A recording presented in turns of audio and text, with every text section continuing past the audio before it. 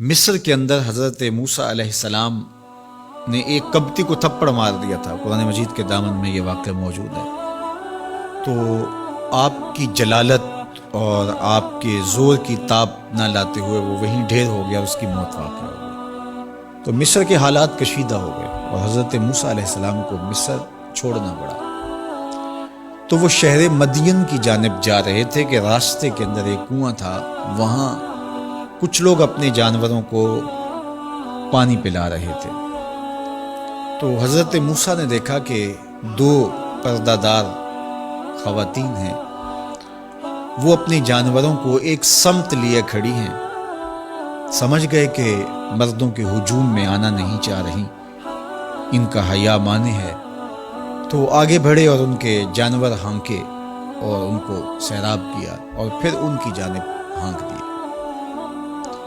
وہ واپس گئیں اور اپنے والد بزرگوار سے کہا کہ ایک سالے نوجوان جس کی آنکھوں میں شرم و حیا تھا، اس نے ہمارے ساتھ یہ مہربانی کی۔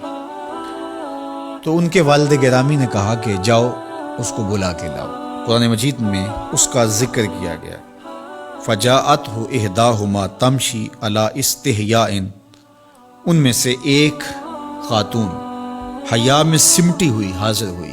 اس نے کہا کہ ہمارے والد گرامی آپ کو بلاتے ہیں، آپ نے ہمارے ساتھ جو مہربانی کی ہے اس کا وہ اجر دینا چاہتے ہیں۔ تو حضرت موسیٰ علیہ السلام ان کے ساتھ چلے گئے، اور جب گئے تو یہ گھر تھا حضرت شعیب علیہ السلام کا، اور یہ صاحبزادیاں حضرت شعیب علیہ السلام کی تھیں۔ تو اس خاتون کا شرم و حیا کے ماحول میں حضرت موسیٰ علیہ السلام کو یہ کہنا اور چل کے اس انداز سے آنا، قرآن نے اس کی حکایت بیان کی ہے۔ تو خدا کو پسند ہے کوئی خاتون حیا کے ماحول میں آئے تو اللہ اس کی آمد کو اور اس کے آنے کو قرآن کا عنوان بنا دیتا ہے، اور قرآن کی حکایت بنا دیتا ہے کہ جو خاتون حیا کے جوہر کی مالکہ ہو وہ اللہ کو کتنی اچھی لگتی ہے۔ اللہ اکبر۔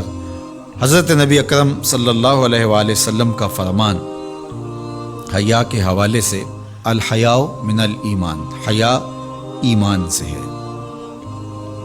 تو جتنے بھی ایماندار لوگ ہیں وہ پھر حیا کے جوہر سے مزین ہوں گے، مالا مال ہوں گے۔ آپ دیکھ لیجئے، سب سے بڑے ایماندار تو میرے اور آپ کے آقا مولا ہیں، اور حضور کمواری لڑکی سے زیادہ حیادار تھے۔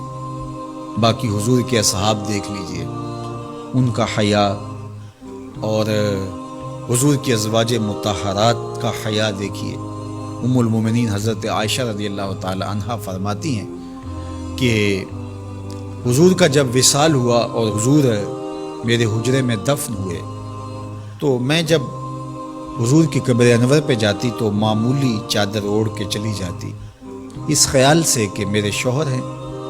پھر حضرت ابوبکر صدیق رضی اللہ تعالیٰ عنہ کا وصال ہوا تو وہ بھی ساتھ دفن ہو گئے، تو میں پھر بھی اسی حالت میں جاتی اور میں سوچتی کہ ایک میرا شوہر ہے اور دوسرا میرا والد ہے۔ کہا پھر حضرت عمر رضی اللہ تعالیٰ عنہ کا انتقال ہوا اور وہ بھی ساتھ مدفون ہوئے۔ تو حضرت ام المومنین فرماتی ہیں کہ اب جب میں جاتی تو میرا جانے کا انداز مختلف تھا۔ فواللہ ما دخلت الا وانا مشدودۃ علی ثیابی حیاء من عمر۔ کہا اب جب بھی میں جاتی تو خوب اوڑھنی اوڑھ کے اور چادر لے کے جاتی، مجھے عمر سے حیا آتی۔ یہ ام المومنین کا انداز زندگی ہے۔ مخدرات اسلام کو اس سے سیکھنا چاہیے۔ جو قبر میں دفن ہیں ان سے بھی یہ حیا کریں، جو مومنوں کی ماں بھی لگتی ہیں۔ اور آج یہ دلائل دیے جائیں کہ پردہ تو جناب دل کا ہوتا ہے، چہرے کا پردہ تو نہیں ہے۔ باقی کسی کو اپنی آنکھ میں شرم پیدا کرنی چاہیے۔ عورت کو کیا ضرورت ہے کہ وہ اپنے آپ کو ڈھانپ کے رکھے؟ اب ام المومنین کا عمل یہ ہے کہ فرماتی ہیں کہ میں اپنے آپ کو خوب سمیٹ کے جاتی حیاء من عمر۔ عمر قبر میں ہیں لیکن ام المومنین فرماتی مجھے پھر بھی حیا آتی۔ اور حضرت سیدہ طیبہ طاہرہ حضرت فاطمہ الزہرا رضی اللہ تعالی عنہا نے کہا کہ عورت کے لیے بہترین پردہ یہ ہے کہ اس کو کوئی غیر مرد نہ دیکھے اور وہ غیر مرد کو نہ دیکھے۔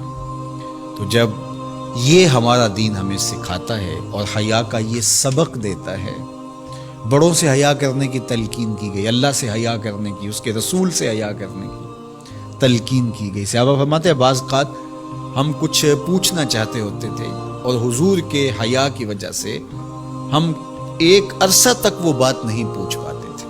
آج دادا کے سامنے بچے جس طرح بات کرتے ہیں اور جس طرح بچوں سے حیا کا جوہر ختم ہو گیا ہے اور اس کو وہ تہذیب نو کا کرشمہ سمجھتے ہیں اور جدید دور کی کرامت سمجھتے ہیں، یہ دور جدید کی کرامت نہیں ہے، یہ جاہلیت ہے۔